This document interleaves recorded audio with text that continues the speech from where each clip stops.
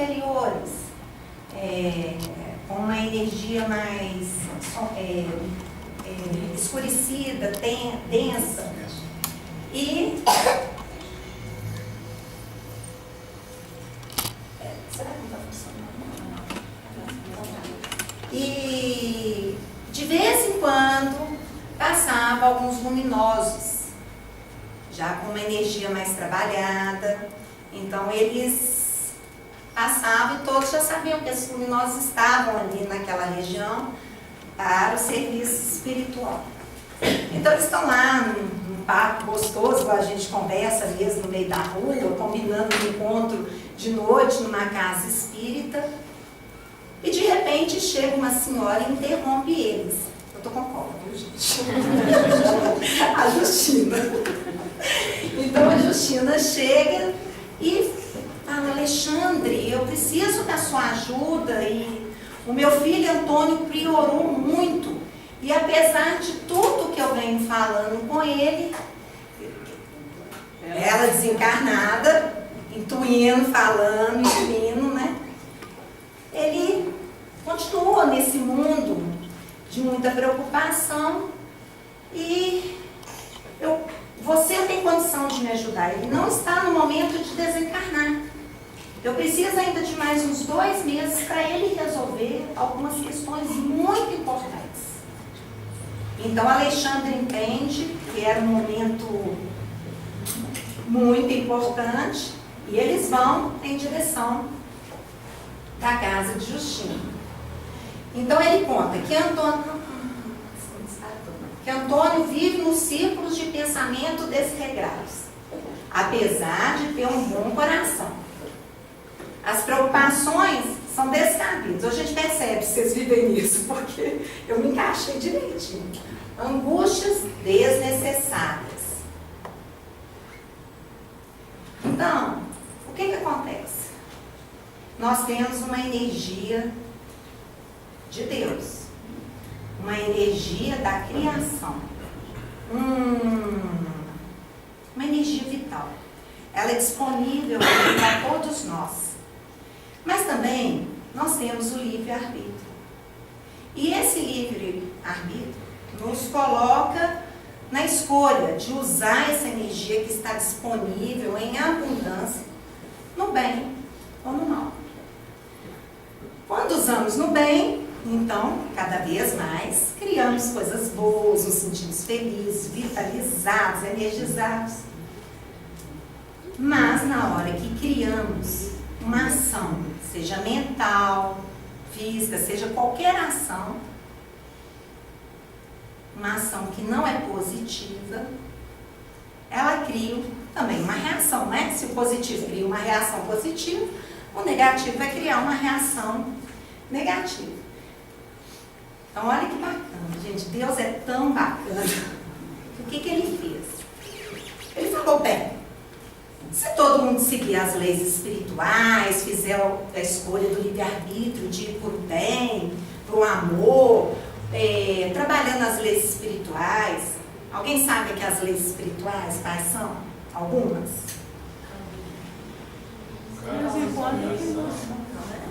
Autoresponsabilidade,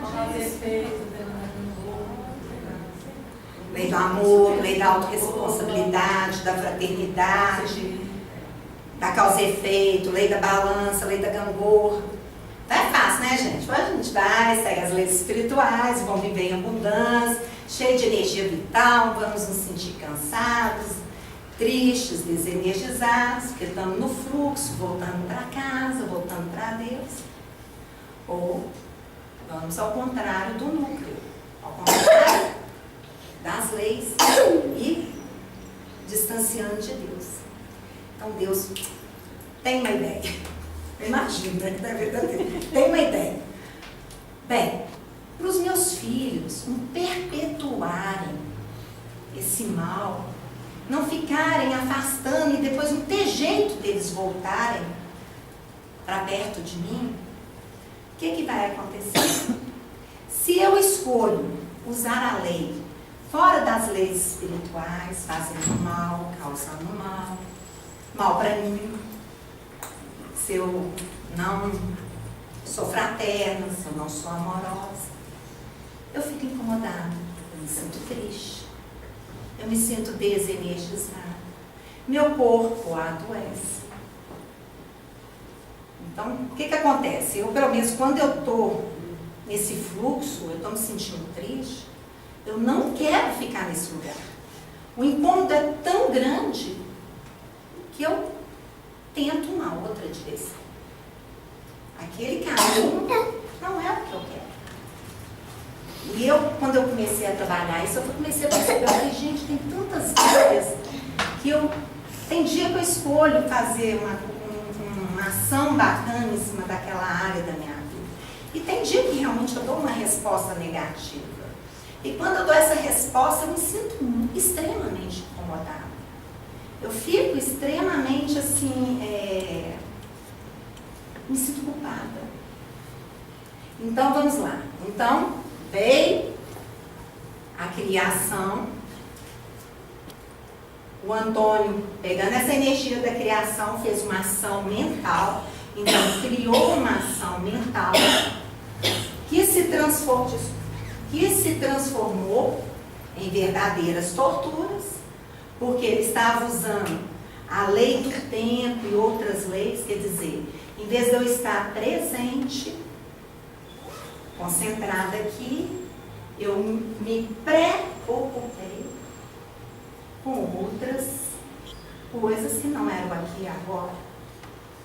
Então, tem uma lei que fala sobre não estarmos aqui. Com isso, ele adquiriu uma doença física, no caso do Antônio, ele adquiriu uma trombose, e já estava quase desencarnando quando Alexandre chegou lá. Ele estava em estado pré-agônico, em suas condições físicos e espirituais, a alma muito confusa, inconsciente, movimentava-se com dificuldade junto ao corpo imóvel. Quer dizer, ele está contando do lado espiritual, porque lá ele estava já para desencarnar, já estava imóvel, dormindo.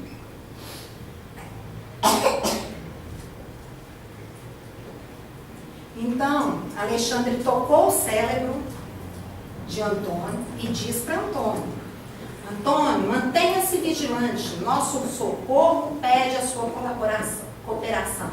Intensifique o desejo de retornar às células físicas. Quer dizer, olha, está aqui, a espiritualidade está disponível, Deus está disponível, mas precisamos fazer um movimento.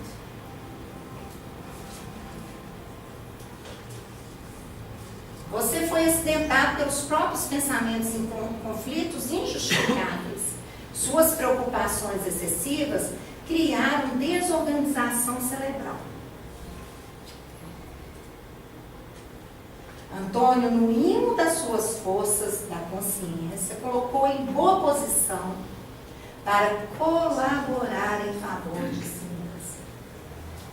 Então aqui eu realmente eu faço uma revisão toda noite do meu dia e eu fiquei me vendo em muitas posições que às vezes eu não estou tão disponível. E eu quero um resultado de 100%. Mas aí eu observei que nem sempre minha disponibilidade é de 100%. Eu quero ganhar tudo, mas às vezes eu espero que caia dos céus. Eu não me abro para fazer o meu movimento em relação àquilo que eu tanto desejo. Alexandre roga ao André para manter-se em prece, em atitude de profunda concentração. Então, gente, olha que bacana. Simplesmente Alexandre fecha os olhos e pensa nesse grupo de assistência para trazer ajuda, para se unir a eles para ajudar nessa assistência. E de repente o grupo está ali. Um dia a gente chega lá. Eu, pelo menos, um dia quero chegar. Francisco, precisando de emanações, aí chega o Francisco lá com um grupo de 8 pessoas. E ele conta: Francisco, precisamos de alguém, algum encarnado, que esteja em repouso equilibrado, que esteja em repouso equilibrado. Então, Francisco sai em retirada, deixa o resto do grupo dele lá em oração, para sustentar as vibrações, dar o apoio para o Alexandre, para que o serviço possa, para que a tarefa de socorro possa acontecer. Aí eu me pergunto, né? Então, se hoje a espiritualidade falasse assim comigo, eu chegasse lá em casa, preciso de você. Eu falei, pô, será que eu estou em equilíbrio? Né? Será que estamos em equilíbrio? Hoje eu seria um instrumento equilibrado de doação para ser instrumento que eu preciso fazer. Gente, está dando para escutar ele? Hoje vale a pena falar alto, né? Para ser esse instrumento, o que preciso fazer? Aí, eu fico pensando assim, antes de dormir, geralmente eu faço uma revisão diária. Nós temos o preparo noturno, que todo mundo que entra aqui tem a sugestão do preparo noturno, que é a água, uma leitura edificante, tá? Me prontifico, eu sempre falo algumas coisas, faço minha prece. E alguém tem alguma sugestão de uma outra forma de preparo? Quer dizer assim, como se prepara noturnamente? Eu tomo banho logo antes, eu tomo banho tarde, eu tomo banho assim, todo mundo fazendo a limpeza. Não, bacana. Mas eu tomo banho. Ele toma banho e na hora que ele toma banho, logo antes de dormir, ele já pede, ele já faz uma limpeza. Ele trabalha com a água no campo dele. Boa ideia. É uma boa ideia para esfriar a mente. Foi no Vale agora que nós recebemos essa orientação. Eu também costumo, às vezes, porque nem sempre eu estou na disciplina, fazer uma pequena meditação, uso de água-mal. Eu tenho o hábito de, quando eu vou receber alguém na minha casa, eu preparo a minha casa. Antes de receber qualquer pessoa, qualquer que seja uma pessoa querida, uma pessoa qualquer, eu preparo a minha casa para que entre somente aquilo que eu possa aproveitar. E o que não for, que fique do lado de fora. Não é? Então, assim, é uma forma que eu tenho quando eu vou receber alguém. Você faz limpeza espiritual? Eu costumo fazer uma oração, eu faço uma leitura em voz alta, para preparar o meu lar para aquilo que eu vou receber. Bacana. Essa é a compreensão de que eu que sustento a energia do meu lar, ou eu que sustento a minha energia. Então, eu que escolho sempre aonde e com quem eu quero me conectar, com que tipo de energia que eu quero fazer contato. E se for necessário ser uma energia não muito boa, eu esteja pronta para poder passar por aquele processo. Eu acho muito interessante. Então, Afonso, não temos tempo a perder. Então, chegou Afonso, desculpa, gente, é porque o slide está um pouco complicado. Então, chegou lá o Francisco, trouxe um desencarnado, quer dizer, alguém que estava dormindo. Encarnado. Alguém com um encarnado que estava dormindo em desdobramento. Então, chega Afonso lá em desdobramento. Logo em seguida ele pede, põe a mão.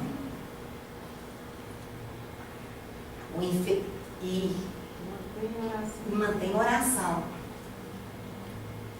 Afonso não pestanejou-se. Mostrou-se um veterano. Estava acostumado com aquilo há muito tempo. Parecia despreocupado. Ele não olhou para ver se tinha mais gente, se não tinha. Ele sabia o que ele precisava fazer. Fixando-se somente na obrigação a cumprir. Gente, essa parte me mata. Porque, igual eu estou falando com vocês, eu tenho o propósito de fazer meditação todas as noites, todas as manhãs. Fazer revisão diária, que é o que eu gosto. E nem sempre eu consigo manter uma disciplina nos meus objetivos. Eu fico assim, pensando, olha, como que ele estava assim, ele tinha tanta certeza coisa que ele precisava fazer ali, que nada desviou a atenção dele. E o danado celular do meu lado, Facebook, WhatsApp. Gente, pelo amor de Deus, fico tô lá, Então assim, eu fico pensando, gente, olha tanta coisa que me distrai. E eu não me coloco em posição de cumprir uma tarefa, de cumprir a minha parte, né? Minha parte no negócio. Vamos. Como me dispõe diante de uma tarefa a cumprir, Alexandre se mostra como um verdadeiro magnetizador, a transferir vigorosos fluidos de Afonso para Antônio. Então, realmente, quem faz o trabalho lá para fazer essa transfusão de energia, né? Exatamente. Para que Antônio possa ter mais uns dias de vida, realmente era Alexandre. Ele tinha condições elevadas espiritual para fazer isso. Aí ele conta. Justino, o coágulo acaba de ser absorvido. Gente, quem está aqui no tratamento espiritual já passou por uma dificuldade grande, sabe do que eu estou falando? Hoje mesmo lá na porta eu estava conversando com o, cadê ele? Com o Kleber. O Kleber estava me contando como que ele chegou aqui. Posso falar? Você me dá licença? Ele estava com uma atrofia na mão, começando a ter uma atrofia. Conta aí para nós. E agora ele já está no terceiro tratamento, terceira vez de tratamento, ele já conseguiu. Terceiro, está feliz da vida, né? Tá dando tchau? E eu também, quando eu cheguei aqui, o irmão Dias falou, por misericórdia, quer dizer, nem era por merecimento, por misericórdia, seu sistema gástrico foi todo trocado. E olha que nem sempre eu faço bom uso, viu? Mas eu tive a oportunidade de ter de novo, e nem por isso eu mudei tanto os meus hábitos como deveria ter mudado, já que eu estava tendo uma segunda oportunidade. Então o Antônio teria mais 5 meses se ele seguisse um caminho diferente do que ele estava fazendo. Se você pleitou o auxílio agora, para ajudá-la a resolver esses negócios urgentes, não esqueça de preveni-lo. Então eu fico assim, né? Quem tem uma espiritualidade que nos previne. E aí ele fala uma coisa que eu achei interessantíssima. Que mormente à noite ocorrem fenômenos desastrosos em vista da invigilância, que valem das horas sagradas do repouso físico, para criar uma ação. Ele põe lá criação, sabe? Mas eu adoro separar e falar cria-ação dos fantasmas cruéis, do campo vivo do pensamento. Para deixar bem claro que quem cria isso somos nós. E é interessante também que nessa parte, quando fala, ele também dá um exemplo que esses pensamentos negativos na nossa cabeça, né? Durante o dia ele não funciona, porque a energia solar é tão forte. Vai chegar. Calma. Gente, pode ser graça demais. Aí de repente acorda. Tava tudo resolvido, tá? Andréia, acorda. Não. Se eu estiver na beira da morte, vai ser desse jeito. Mais dois. Pronto, aí chegou. Aí ele fala, aí o André fica, o que está acontecendo? Todo mundo acorda, as filhas chegam lá acudindo, ele gritando. Aí ele fala, olha, quando os encarnados gritam, é porque o serviço aqui já terminou. Eu adorei isso. Aí partamos. Então eles foram embora. E aí ele conversa com o Francisco sobre essa expedição, né? Como que é isso, esses irmãos ficarem disponíveis, estão ali à disposição. Aí ele conta que são milhares de servidores ligados a regiões espirituais elevadas. Então eles não estão ali só à disposição, rodando ali disponíveis. Eles também estão ligados a outros mais elevados. De modo geral, as condições de luta para os enfermos são muito mais difíceis à noite. Os raios solares destroem grande parte das criações mentais inferiores. O sol dá uma ajudinha pra nós. Exatamente, porque o sol tem vários raios. Raio gama, ultravioleta, UF sei lá o quê. Revelação interessante, né? Eu acho o máximo. Tranquilizar. Mas à noite, gente, a lua favorece as criações de qualquer espécie, boas ou más. Então, é a escolha de aonde eu quero estar. Se eu estou me trabalhando, se eu estou nesse lugar de autoconhecimento, gera uma energia. Né? Na hora de dormir eu me preparo, tal, e aí coisas acontecem à noite, né? No ciclo de irmãos encarnados, o desconhecimento da tarefa do socorro. Porque o campo de vibração de alguns encarnados é diferente. Não podem aprender ou discriminar aquele auxílio, mas nem por isso eles deixam de auxiliar. Por quê? Como ele mesmo fala, outros benfeitores mais elevados do que eles velam e inspiram devotamente, sem que vejam sua forma de expressão. Então, da mesma forma que eles estão aqui nos auxiliando, e nem sempre percebemos essa presença amiga, eles não estão esperando nenhuma recompensa. Porque eles sabem que, mais elevado do que eles, também existem outros que estão ali.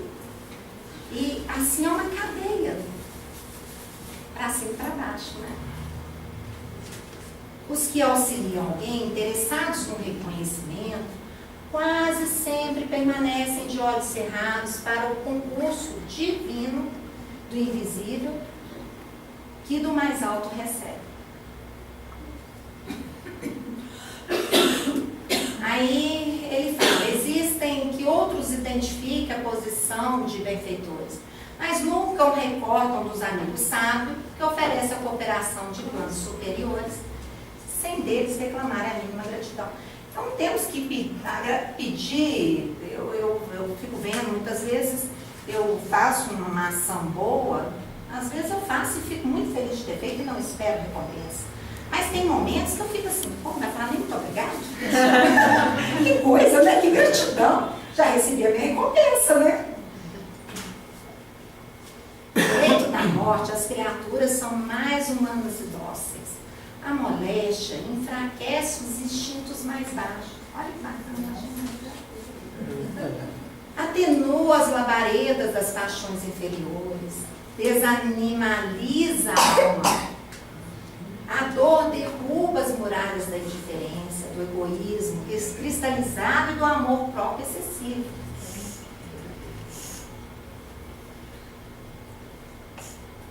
Então, gente, o meu recado essa noite foi o que eu aprendi com esse livro, assim, que a dor é a porta de entrada para o retorno à nossa casa.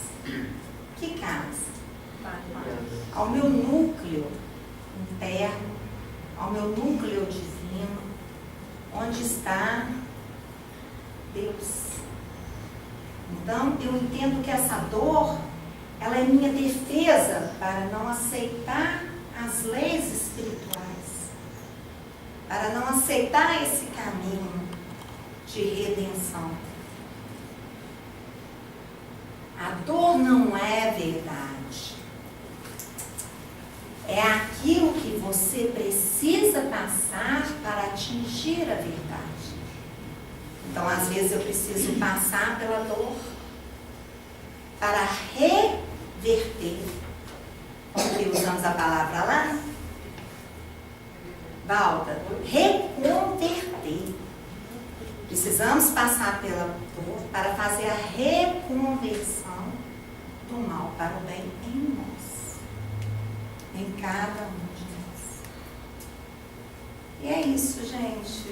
Falei rápido, né? Alguma dúvida? Gostaria? Foi ótimo. Se vocês tiverem alguma coisa para perguntar. Nada, gente? Foi tão claro assim. O que mais me tocou nessa lição foi uma coisa que ainda estou tocada, naturalmente, quem está aqui há mais tempo entende o que eu estou falando, de que realmente sentida por mim, por nós da família, a força, o apoio de Deus nos momentos piores da nossa vida. Não estamos sozinhos. Nunca estamos.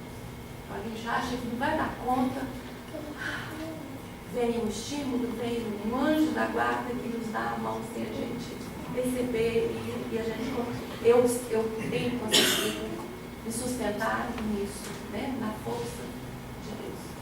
E quando escolhemos fazer esse caminho de volta, existe uma guiança. Sabe aquela coisa que tudo dá certo, cai um livro na mão da gente, tudo dá certo. E mesmo quando não escolhemos, não estamos sozinhos. Não estamos a mercê. Sempre tem um Francisco a nos socorrer. Então é isso, gente. Muita gratidão. Agradeço por me ouvirem.